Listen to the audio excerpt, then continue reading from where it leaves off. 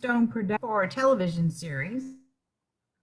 She's also the author of multiple nonfiction books, Wicked Plants, Wicked Botanist. Um, on her bio page, under development for TV series, there are several bars named The Drunken Botanist, so she thinks that's even better. She and her husband, Scott Brown, live in Oregon, Portland, Oregon specifically, and her husband is a rare books dealer. And also, it stated that you had had your books translated into, was it 17 different languages, Amy? Mm-hmm. Nice. You said rare books dealer, right? It sounded like rare book stealer. No, well, not stealer. Good, good. Well, you never know. On the bio page. And Amy, I think what we would like to start with is if you could discuss a little bit. You started with the nonfiction books. How you're also an artist. So how did you begin to develop those books? Was it your work within having a book kind of gave you the idea that you wanted to write? No, I always wanted to be a writer from the time I was a little kid. And my first book I wrote when I was in my 20s, and it's a memoir called From the Ground Up, which is a memoir about planting my first garden. That's just what was going on in my life at the time. You know, I hadn't done anything yet. So that's what I wrote about. I think if I'd gotten interested in cooking or whatever, knitting or something else, I would have written a book about something else. But so that was my first book, and every book kind of leads to the next one. So there was a chapter in that book on earthworms, and then I wrote a book about earthworms. And so sort of if you look carefully, you can find the seed of every book in the previous one. And so Wicked Plants, which I'll just show you. So Wicked Plants and its sequel, Wicked Bugs, just came about because I was interviewing a lot of botanists for the books I was writing, and I started to notice that, you know, I'd go interview someone in their greenhouse and they would say, you know what, before you leave, come over here for a minute. I want to show you this plant I'm growing, but don't tell my boss I have one of these in here, you know, and it would be something deadly, dangerous, illegal, immoral, intoxicating, offensive. And so I thought it would be fun to write about those plants, but I didn't want to write a field guide to poisonous plants because that had already been done. I wanted to tell stories. So I didn't care if a plant could kill you. I wanted to know who it had killed. And that was the criteria for which plants got included in the books and which ones didn't, is do I have a good story? So I was sort of taking delight in other people's misfortunes, because every time I heard about someone who'd been murdered with a plant or died of a plant poisoning, I was like, yes, I have something good for my book. So it's sort of a weird way to live, but that's what happened. And then, so we'll come right back to that, but I'll just say that I'd always wanted to write novels, and sort of in between some of these nonfiction books are failed novels in drawers. But then as I was researching The Drunken Botanist, which is a book about all the plants we turn into alcohol, I was writing about a gin smuggler named Henry Kaufman. And I just wanted to know what else this guy had done. So I went to the New York Times and I found a lot of Henry Kaufmans who got up to all kinds of things, but one of them was the Henry Kaufman in this book who got into a car wreck with the Kopp sisters 100 years ago in Paterson, New Jersey. And the more I found out about the Kopp sisters and realized that, you know, no one had ever heard of them, they've been completely forgotten about. It was an amazing story. Anyone could have found this story, but I'm the one who found it. And I felt like I had a real sense of obligation to write about them. So I've written now 7, 6 are out. Number 7 comes out later on this year. And it's all very closely based on the true story of a woman who was a deputy sheriff 100 years ago and her family. So that's what I've been doing with my life. And I know we're here to talk about wicked plants, and maybe some of you also want to kill a character with some insect venom as well. So either one. I'll just tell you that, you know, I am not a botanist. I'm not a toxicologist. I interview botanists and I interview toxicologists. So I'm not always able to answer that question about, well, what about this particular plant at this dose and da, da, da, da, da. Like, I interview people who know the answers to those things. But I can certainly talk to you about how I did the research and about some of the plants in the book, and whatever questions I can answer that would be interesting to you, I'm happy to. I see lots of notes being taken. Does anyone have a particular question? I have a question, if I could jump in. It's not about botany or poisons, but it's about taking your inspirational true character and how did you, how much information was there and how did you make her a fictional character, and where do you kind of draw the line between saying, this is obviously dialogue and all that's invented, but in terms of her life, I love your books, her sisters and their lives, and kind of what's the starting point, and then where do you say from here forth it's all me? Well, my goal in writing the Kopp Sisters books is to tell their true story. Like, that's my reason for doing it. So so as much as possible, I'm trying to write about the real events in their lives. And fortunately, I know quite a bit because she was in the newspaper all the time. And the 1910s were an era when all we had was newspapers, and a lot of them, like, any small town might have 4 or 5 competing newspapers within range. So there's lots about her. I have literally thousands of newspaper articles and photographs and genealogical records, and it's all cataloged and indexed. I use Evernote to keep track of all my research. So it's just like there's one massive timeline that spans years and years, and I know so much about them. So as much as possible, I'm trying to take their real events and just fill in the gaps with fiction where I have to, because I can't possibly know what really went on. But even when I don't know what was going on, I try to find real things that I can kind of push in there. So there might be a scene where Constance is walking down the street in New York, and the tailors have gone on strike. Like, it's the garment district and all the tailors are striking, and they were really on strike that day. I'm like, okay, well, it's November 11th, 1916. What was happening in New York that day? Oh, there was a tailor strike, and they were out handing out leaflets. So, yeah, so really it's all sticks very closely to their real lives. I have 2 books that are set in World War I, the Dear Miss Kopp, which is number 6, and then number 7, which hasn't come out, or no, I'm sorry, I'm losing my mind. No, sorry, 5 and 6, both of which are already out, are set in World War I. I don't know so much what they were doing in World War I, but I put them in real places with real people doing real things. It's just they weren't actually there, but I still got to stick to a real world as much as possible. I've got a question. Do you call that creative nonfiction, or do you call it fiction? Oh no, these are novels for sure. Yeah. Okay. I've got a question, please. Yeah. 100 years ago, were there any restrictions placed on female officers that by their agencies, departments, or whatever, that weren't placed on male officers? Yes. So the history, the very short history of women in policing is that in the mid 1800s, some women in New York started to get very upset about the fact that women and children were being locked up at the Tombs, which was the prison in New York, and under the watch of only male guards. And so women went to the city council and to other local officials to say, you have to let women in there to safeguard these women and to look after them. So the assumption was that the women were being raped. And the answer to that was not to stop the men from raping the women. The answer was for women to be present, and maybe they would be too ashamed to do what they were doing. So that was not greeted with enthusiasm by the male officials, but nonetheless, they got in. They were expected to work for free. You're the one who insisted on coming in here, and besides, you're not going to take a salary away from a male officer. So the earliest police women were jail matrons who were there to look after the women.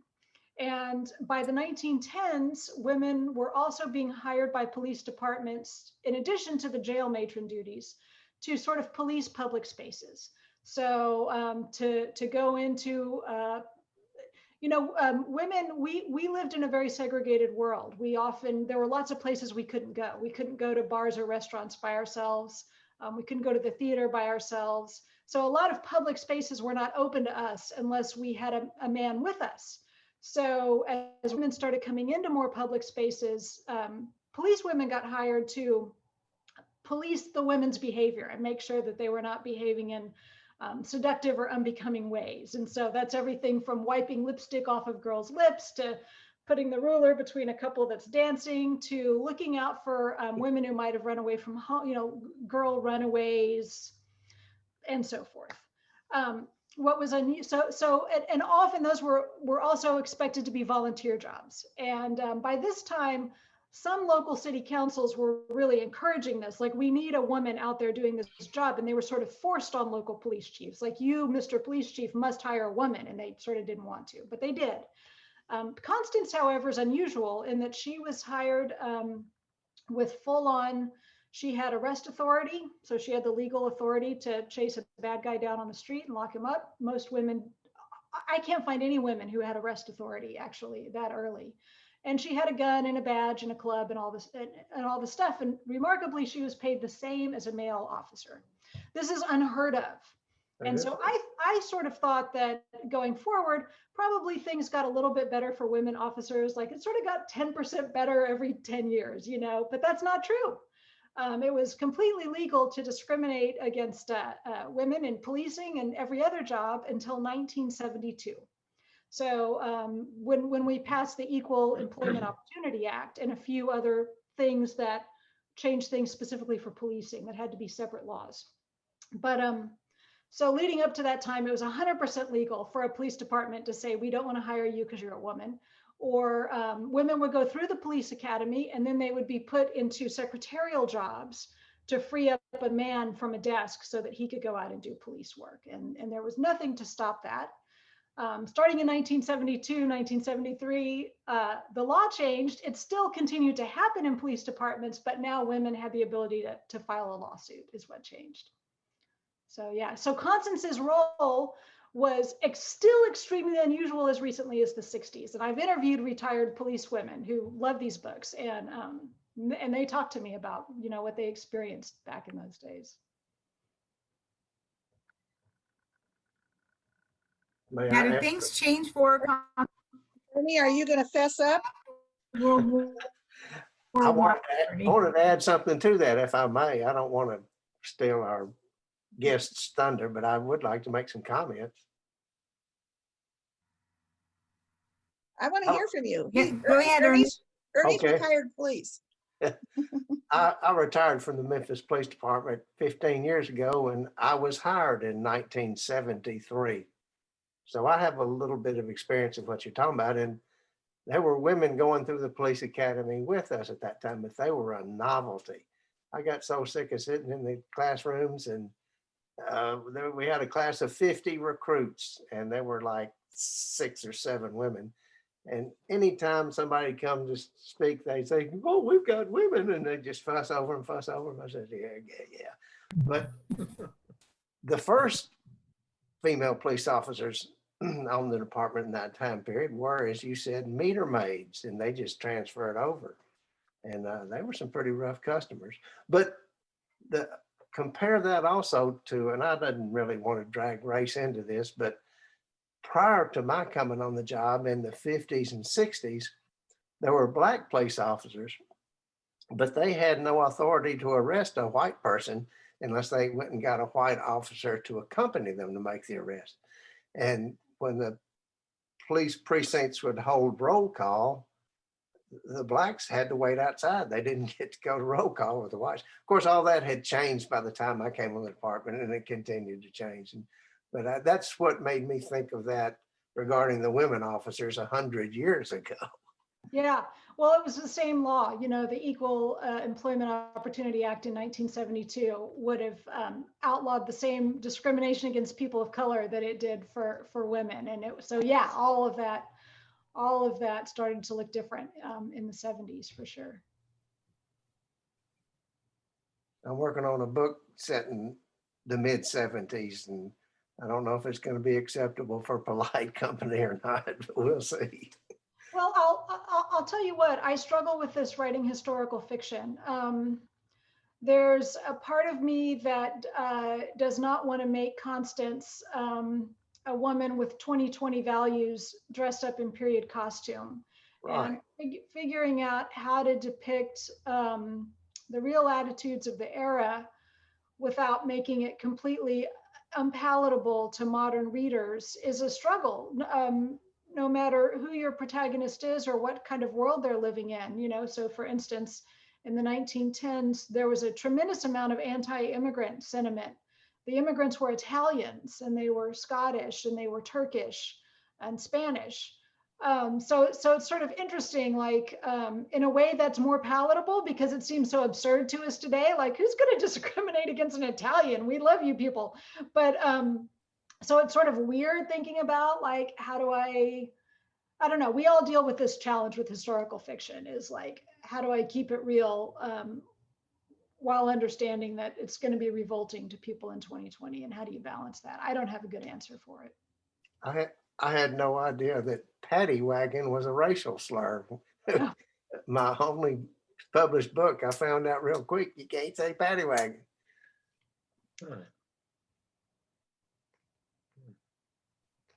Well, again, I'm here for all your poison and venom questions. If you have them, we sort of got off on historical fiction, but I haven't read your book, so I'm wondering if you could tell me like maybe what your favorite poisonous plant is, and is there an all-purpose kind of plant that you would go to? Right. Well, so yeah, so Wicked Plants it's small. It's like small chapters about each plant, and the thing that and there are a lot of intentional poisonings in here. You know, I mean, I'm telling stories about people who are poisoned, and so there's accidental poisonings, there's intentional poisonings, and the trick with an intentional poisoning is first of all, the plant has to be available to you. And that's not as easy as it sounds. You know, I planted a garden of poisonous plants when I was writing this book because some of these plants were coming my way and they're sometimes hard to get. Like you can't walk into a garden center and ask for mandrake. They don't have it, but someone offered me some mandrake and I'm like, oh yeah, well, I have to grow this. So, you know, the first question is just sort of like what's available to your character. And if you're trying to make it look like an accident, does it need to be something that's so ubiquitous that there might possibly be this defense of, gosh, I didn't know that was hemlock. I thought it was a carrot, you know, that kind of thing. And then also, how are you going to get it down someone's throat? I mean, some of these poisons are quite bitter. These plants are quite bitter. So, so what can you do that nobody will notice? And when Wicked Plants came out, a magazine asked me to do How to Kill Your Dinner Guest. And the idea I came up with was monkshood, because monkshood is something that grows in gardens. So it's easy to get at a garden center and plausible that someone would have it in their garden. It's pretty flower. The top looks kind of like a carrot, maybe, sort of, if you don't really know what you're doing. And the roots are kind of long and taproot-like, so it could sort of, you might think it's horseradish or something like that. And so monkshood is something that you could chop up and put in a stew or a casserole, you know, maybe get away with that. And also the symptoms take a little while to come on. So your dinner guest is going to start to feel pretty sick, and maybe there's time to rush them off into a cab and get yourself to the airport quickly before anyone figures it out. But yeah, so I mean, I think the thing about plants in particular is that, you know, they're everywhere and they don't want to get eaten. So it's to be expected that they would try to inflict pain and suffering on anyone who tries to eat them. So from that perspective, it's a wonder we can eat anything at all in the plant world. And the great irony is that, like, it was so easy to come up with a list. Like, my list of plants was so long for Wicked Plants, and I had to really figure out ways to narrow it down because this was supposed to be a physically small book. But then with we're terrified of insects. We run screaming out of the room if we see like a little spider or a little, you know, ants freak us out, which is absurd because ants are kind of awesome. But with Wicked Bugs, I couldn't find enough. Like, it was hard to come up with enough insects and arachnids that can actually hurt you or kill you, because most of them can't. So our fears are completely in the wrong place, sort of. So do you have a greenhouse to keep your poisonous plants in? Not anymore. I live in a condo now in Portland, but when I lived in California, I had a poison garden. It was outdoors. I mean, I had a little ability to keep some plants under grow lights indoors, but this was an outdoor garden. Because in my travels through the Cayman Islands, I would send you this tree. It's a very interesting tree. It's a very pretty tree, and you can stand under it. Gives you lots of shade until it rains. When the rain hits the leaves and runs off the leaves, when that now hits you, it's pure acid and just burns big holes into you. And I thought, well, that'd be a nice tree for your collection if you wanted one. Yeah, that's the Mancunel tree. Does that sound like the right name to you? What page is that? Oh, page 99. That didn't sound like the right tree. It is well, it has that rumor. So it has that rumor that if it rains and you stand underneath it, it's like acid. It is a euphorbia, so it has sap that's kind of caustic, but its powers its powers have been a little exaggerated in that respect. So this is a very interesting thing about the plant world, is that there's so many myths. There are so many myths and misconceptions about plants. And it's doing good, hard fact checking is really tough. As you know, popular books like nonfiction books published by regular publishers like mine are not fact checked. Publishers don't do fact checking. So if you go pick up a plant reference book that's just published by the Random Houses of the world, nothing in that has been fact checked, and there's no reason to trust any of it. Wow. So and old, you know, if you the further back you go in history looking for records, the less reliable they're likely to be, except as a commentary on the time they lived in. So I was interviewing toxicologists and interviewing botanists and reading medical texts. There's some very good toxicology textbooks that are you can get through interlibrary loan, especially at a university. A university library will get you that kind of stuff. And these are like $700 books that, you know, are not on the bookshelf at your local bookstore, but are much more authoritative and based on real science.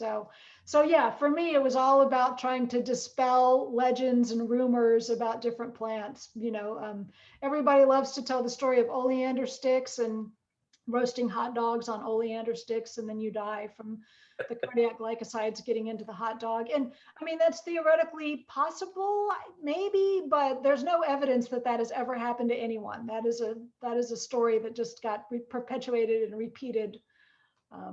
Misinformation circulated in all kinds of ways even before we had the internet. So these old stories live on, for sure. Yes, that's the tree that I was talking about. And the botanist was telling me, yeah, most people are smart enough when that water starts hitting you, you know, it's burning your skin.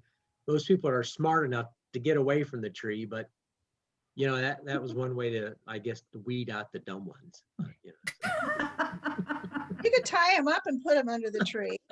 Yeah, you can do anything. Or if there's like a long run of these trees and you tried to run under them, it'd be hard to get to the other side. Yeah, the botanist had a lot of stories about that tree. Yeah, your villain could plant a whole like line of them and make people run through them. Like a rhododendron tunnel. Yeah. Well, I wanted to know about azaleas and rhododendrons because I write books set in the South, and I know azaleas are poisonous, but I don't really know how poisonous. And my dog, they'll hurt your dog. They hurt my daughter's dog had to be taken to the emergency vet. Yeah, my dog about a year ago ate deer poop, and they had been eating the mountain laurel, which is rhododendron. And so the dog had neurological symptoms, but the vet didn't actually know that that's what it was from. I had to do research on my own to find out.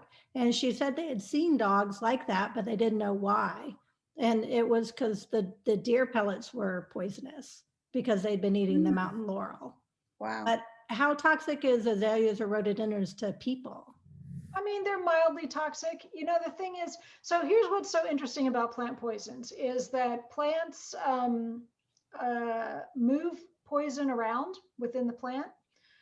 So for instance, hemlock, which is a weed on the West Coast for sure, it looks like Queen Anne's lace, only with purple spots on the stem. And hemlock, when it first comes up, there is a lot of poison in the young leaves, which is to, if you think about it from an evolutionary standpoint, that's to repel predators to protect the young plant. Mhm. But as the plant grows up, the poison moves into the seeds, again, for reproductive reasons, right? So there can be less poison in the mature leaves. Also throughout the day, the poisons can move around depending on temperature, depending on moisture levels in the soil. So there's tremendous variation even within a plant. So with rhododendrons and azaleas, I mean, yeah, they're mildly toxic. You definitely shouldn't eat them. Don't make a salad out of them. Honeybees, if honeybees were foraging exclusively with rhododendrons and azaleas, their honey would be poisonous, which is sort of interesting. That's interesting. Yeah, yeah. But generally, I did some research on the bees. Our bees generally avoid poisonous plants, and our honey is almost always safe to eat. But in Greece, the bees have not evolved to be allergic to the poisonous plants, and bees in Greece will make honey that is highly poisonous. The beekeepers have to be a lot more careful than our beekeepers have to be. They have to confine their bees so they eat only the good plants. I researched that because I killed somebody that way in a book. Wow. Our bees like sourwood trees. Make sourwood honey, real mild. If you're hiking in Question the woods, about, oh, go ahead. if you're hiking in the woods in the national park here and you run up on a sourwood tree, you'll hear it before you see it because it'll be covered in bees. What about mushrooms? About the plant. You know, the old mushrooms were the old standby for Agatha Christie, I think, you know, whether they died of mushrooms or not, it was always a possibility. And when I lived in Switzerland, people did go out and forage for mushrooms, but it was almost a law that you had to take it to the official mushroom judge in the market so that prevent poisoning. So I don't know if there are so many poisonous types or if it's just, you know, so possible that someone would get one. Here, I think people don't go out and forage for enough mushrooms to care. Yeah, no, poisonous mushrooms are a good one, and they're easy to find, and they're everywhere, and they will destroy your liver. And they tend to be look-alike. So, for instance, there's the chanterelle and the false chanterelle. So there are some that look very similar to the real thing. And there's lots of accidental poisonings with mushrooms every year. I haven't looked lately at the statistics, but somebody publishes those numbers. So yeah, no, mushrooms make sense. In fact, you know, one of the things that's happened for me because I've written this book is that I've become very mistrustful of other people's judgments about whether a plant is poisonous or not. So if somebody says, "Oh, come over for dinner, I foraged some mushrooms today," I would be like, "Yeah, sorry, I'm busy." I really, there is no reason at all. I mean, it's just like, you know, how much do you like your liver? Like, are you willing to get a liver transplant so that you don't offend your next door neighbor who's gotten into mushroom foraging lately? There's no way. Very often I'll be like walking through somebody's garden or out on a hike and somebody will pull a berry off a shrub and go, "Here, taste this." And it's like, "Yeah, I'm good. I can too much in my backpack. I'm going to be fine." So yeah, no, but mushrooms can be very dangerous and lethal. What do you know about the effects of plants on animals versus humans? Because I know birds can eat all the berries we can't eat. Not all animals can eat everything. Cows get poisoned by Jimson weed. Have you done any research on animals versus people? It seems kind of racist of these plants to attack people and not birds, right? Well, they're after us. You have to think about what the plant strategy is. So for instance, there are plants that produce seeds that are somewhat poisonous, but you would need to break the seed coating down. So a human has a fairly long digestive system, and there's lots of opportunities for a seed to break down. And plus we have teeth and we chew things. But that same seed could pass very quickly through the gut of a bird, and the bird isn't going to really chew it. So, and that's, there's an evolutionary reason for that too, right? Like the plant wants help with seed dispersal. So it's advantageous to the plant for that seed to get picked up and flown away.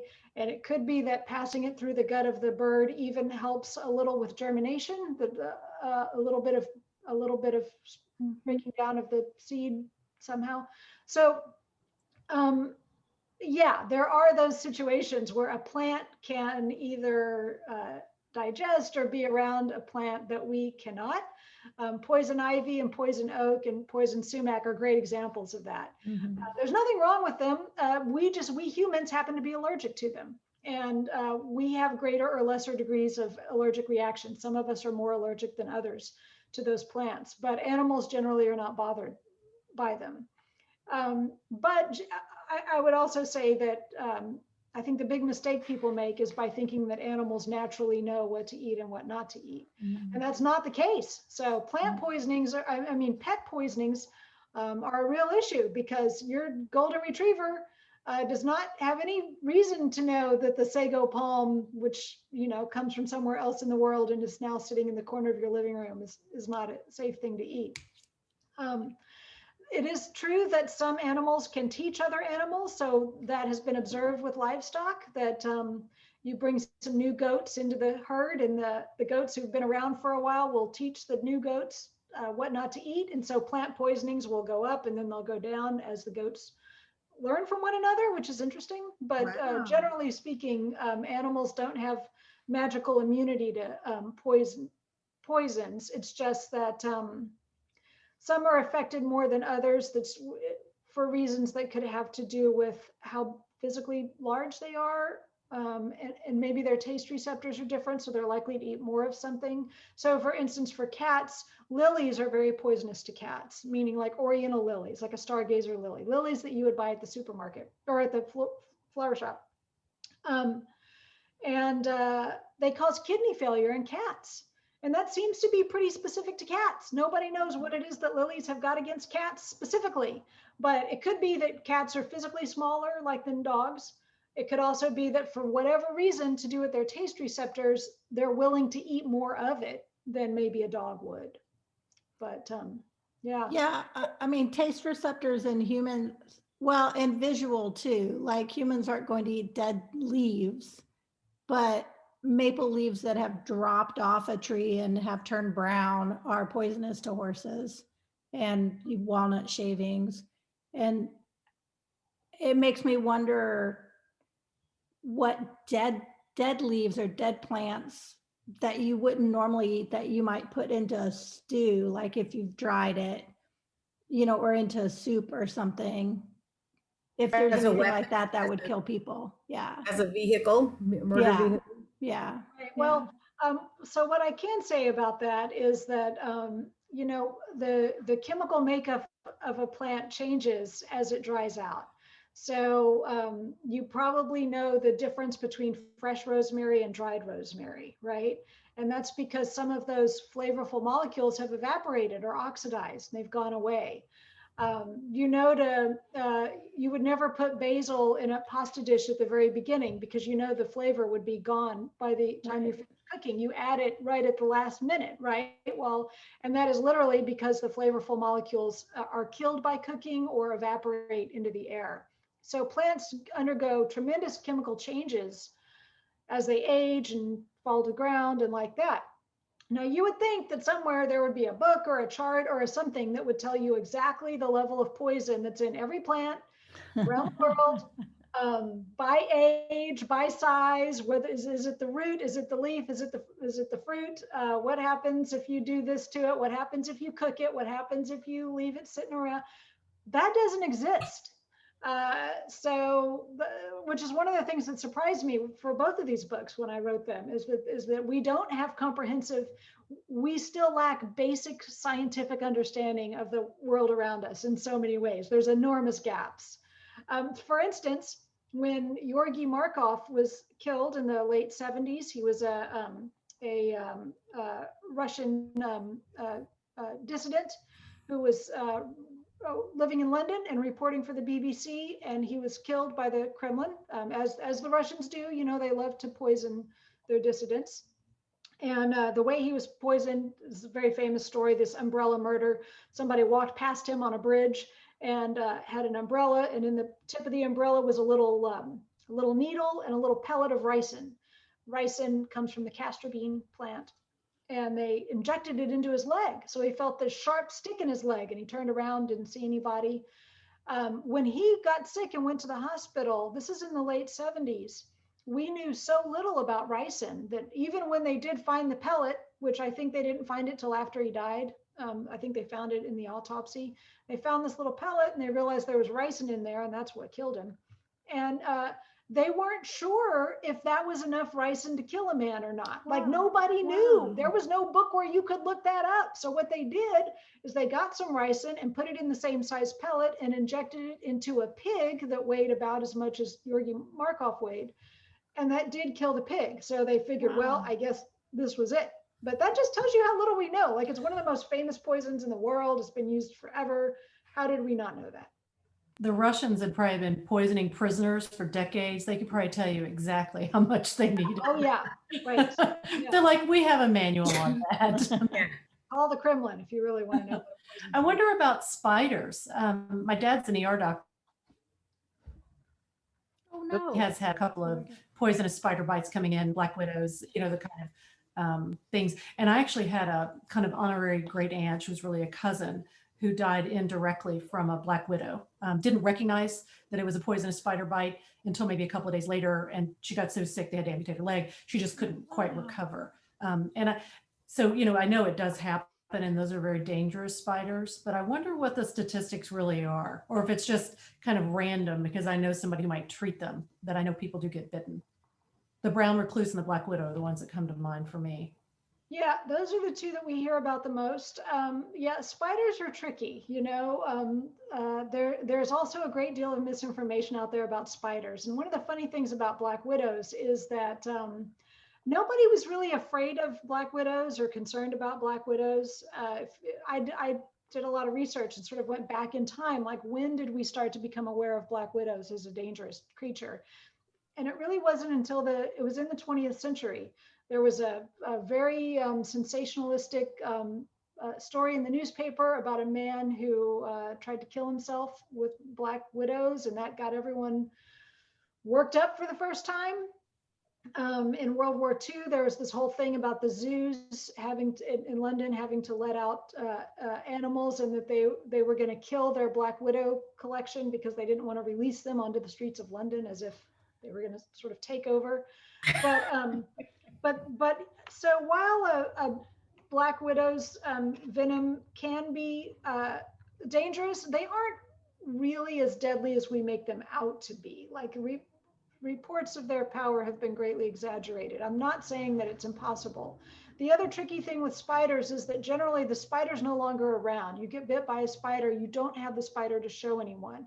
And it's incredibly difficult for even the world's leading spider experts to properly identify a bite and say that was a brown recluse, that was a this, that was a that.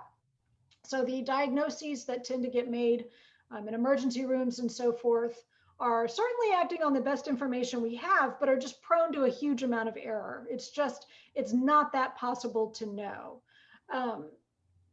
And so, yeah, spider venom and also scorpion venom, a lot of it depends on the health of the victim. And how long. So a spider bite can really get infected. It can get necrotic, so the skin starts to die, and that's really what's killing you, or what can be very dangerous for you. An infection can get hold, and you really die of the infection, not so much the venom. And that was my relative. You know, it went too long before she was older, before she really saw it, and it had gotten out of hand. Yeah, that's what tends to happen. Spider bite. And it became a staph infection, and that's how it was eventually diagnosed. I mean, I lost, you know, maybe a spot that big on my leg, and then they went, oh, it's a staph infection, and treated it for that, and that worked. But we had black widow spiders and spider egg cases everywhere in the barn in Florida. I mean, it was just standard. I mean, there were, we had big hatch outs of black widow spiders all the time, and everybody got very blasé about it. Nobody, I mean, you didn't really pay any attention. When you saw the egg cases, you try to knock them down before they hatched out. But in Florida, you always watch where you put your fingers if you're reaching into a space because of scorpions anyway, you know, but My parents we are had like big that spiders about- like that, but then we also had those little teeny tiny black widows. My everywhere. parents are in Kentucky, and brown recluses are like that. You'll go through periods of the year and you're like, oh my God, they're everywhere. Yeah. Yeah. My dad, as an ER doctor, is like, really seriously, you do not want to be bitten. And we're kind of like, oh, there's another one, you know. So, well, My niece in Arizona got bit by a brown recluse when she was a child. So she wasn't, and she's still not very big. She's really skinny. And she got sick from it, but no lasting effects or anything. So that's a small child getting bitten by a brown recluse. And it wasn't a serious, I mean, she did get sick. She felt pretty sick, but they knew what it was. I guess my brother had seen the spider right away or something. Well, that's the thing. You're right. Yeah. I mean, yeah. And even a brown recluse is even hard to identify, believe it or not. Its markings are not as obvious as you think they are. So, Right. you know, all the stuff with spider bites, it's sort of like, well, that's probably what happened. It could have been something else. Like, again. Oh, he knew this one though. He knows his spiders living in Arizona. And scorpions, I would say, are also interesting. The thing with scorpion venom is that's one where it really does depend on the health of the person who got bit. So small children are vulnerable, as are frail elderly people might be more vulnerable to possibly being killed by a scorpion bite, whereas a healthy adult would probably survive it. And now there's starting to be some anti-venoms that work pretty well. When I wrote Wicked Bugs, those were still in experimental phases, but places like Arizona were really working on something that you could inject into people to help to save them. From bug venom. Anti-venom for bug venom? Well, like what bug? No, I mean, I didn't even know that they had anti-venom for bug venom. I didn't know that was a thing. Yeah, for spiders. I mean, the thing is, I'll just say that most of the insects that I wrote about, so with spiders, you're worried about their venom, right? With most insects that I'm classifying as wicked, what I'm really talking about is that they're like disease vectors. So, you know, so they're transmitting disease, they're transmitting parasites, which can also be very deadly, but is a little different than a bite that's actually going to hurt you. I mean, there are certainly things like, you know, we could talk about ants, like bullet ants, which we don't have in the United States, but which actually could potentially be deadly. Again, it's more about the condition of the person. Obviously wasps, you know, it's funny that this has been the year everyone talks about the murder hornet, which is sort of its new name. The common name for it had been the Asian giant hornet. And I think this year, with everyone calling COVID the Wuhan flu, nobody wanted to jump in there with the Asian giant hornet. So we're calling them murder hornets. But that's the species. It's a very large and extremely painful hornet that again could kill someone depending on their health. And so My mother drove over an in-ground yellow jacket nest with her rider mower, and we had to put her in the hospital. She had like 29 stings. Wow. And luckily she was still pretty young, but I could see how if somebody was elderly and couldn't have gotten away, it could have been fatal. Yeah, wasps are territorial and aggressive and will go after someone in a coordinated fashion. So they are pretty scary. And I had a wasp's nest actually in my poison garden for a while, and I thought it was sort of fitting, and they're fascinating to watch. So at first I was really into it, but it started to dawn on me like, well, they're cute in May or June, but by August they're aggressive. So I actually do need to get rid of this before it becomes a real problem. There was a fatality in the Smoky Mountains a few years ago. A fisherman stumbled on a nest of yellow jackets and got stung a bunch of times, and it killed him. Mm-hmm. It was a hammer. It could. It really could. And it's also Um, interesting. It's interesting what's happened with you. You remember we used to always hear about killer bees, and you don't really hear about killer bees anymore. You know, that was like a thing in the what 70s, 80s. I remember it. Um, 90s. well, what had happened is that we have all these imported honeybees in the United States. These Italian honeybees. That's mostly what you see when you see honeybees. And we started to get these what are called Africanized bees, which are very similar species, not quite, and but are more aggressive. Just like wasps are aggressive, these other bees are more aggressive. And so it was these killer bees that were doing what wasps do, where they can attack in a swarm, they can go after somebody. There were these true stories, these things I verified, of people would jump into a swimming pool to get away, and they would just hover right above the water and wait. It's terrifying, right? So this was such a huge thing, and then you stopped hearing about it. And the reason you stopped hearing about it is that the Africanized bees started mating with the Italians, and the Italians were sweet and loving. They're lovers, not fighters. Yes, they were lovers, not fighters, and the love won. And The initial problem was that the killer bees were going to displace the honeybees, right. and we Well, wouldn't have any more honeybees. That was the initial fear. right. But love conquered all. Yeah. And That's hilarious. Yeah. My kids used to, in Southern California, my kids' elementary school, they had killer bee drills. Just like they had fire drills, they also had killer bee drills. Because we were Southern California, not far from the Mexican border. So yeah, I remember that was being in the in the late 70s, early 80s. I remember as a kid being terrified of the killer bees and watching, being allowed to watch some kind of documentary about them and becoming completely freaked out as a little kid that they were coming for us all. That's helpful.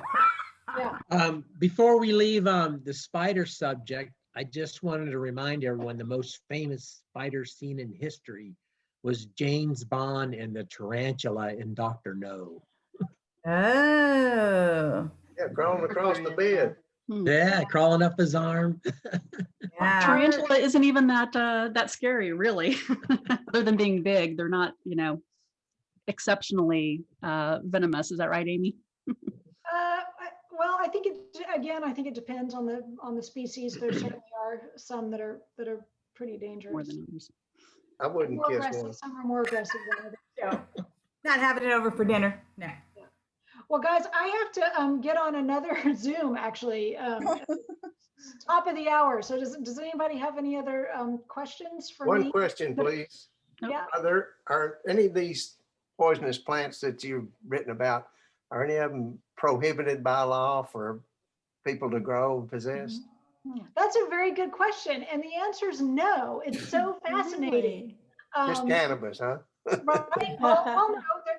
So the DEA actually has a list of plants that are illegal for you to have. And for the most part, those are drug plants. I think they're entirely drug plants.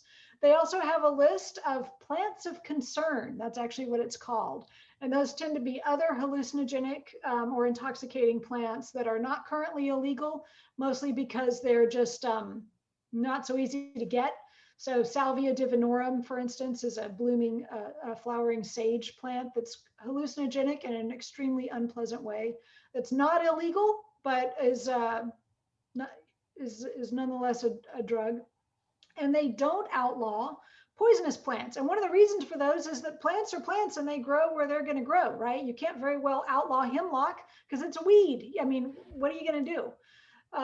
So it's super interesting, like what's against the law, what isn't, and how things get tolerated. So for instance, opium poppies, Papaver somniferum, you can buy in a garden center, you can seeds and plant them in your garden, and generally the cops aren't going to come tell you to rip out your opium poppies from your garden. They've got bigger fish to fry. But technically it is as illegal as, growing pot or erythroxylum coca for cocaine or anything else. It's just it flies under the radar. Interesting. Could I say hi real quick to Amy before we go? I just wanted to introduce myself. Amy, my name's Erica Engelhaupt, and I've got a book coming out next week with National Geographic Books called Gory Details, and my illustrator for for this book is Bryony Morrow Cribbs, who illustrated Wicked Plants and Wicked Bugs. So I just wanted to say hello. I was actually a little late to this meeting because I was on the phone with Bryony talking about gory details Oh, good. merchandise that she designed for us. And so I just want to pass along hello from Bryony, and I was very thrilled when National Geographic found Bryony because she had worked on your books Yeah. and suggested that she would be a good illustrator for my books. She's been wonderful.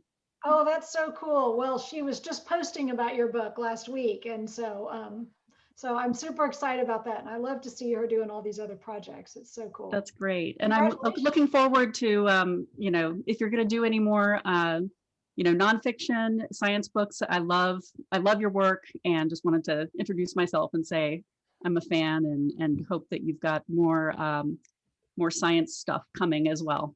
Oh, well, thank you. And congratulations on the new book. Thanks. Appreciate it. Yeah.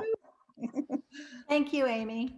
Thanks, guys. It was very Thank good you. to see your faces. Oh, Thank and listen, you. stay in touch with me. I forgot, I was going to put some links in chat, but I'll just tell you. I put a link to your website in the Oh, chat. good.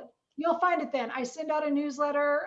I teach a lot of classes online, and you can find in social media, whatever. Come find me. You know how to do that. I would love to just stay in touch with you. So those are the things that you can do. Awesome. All right.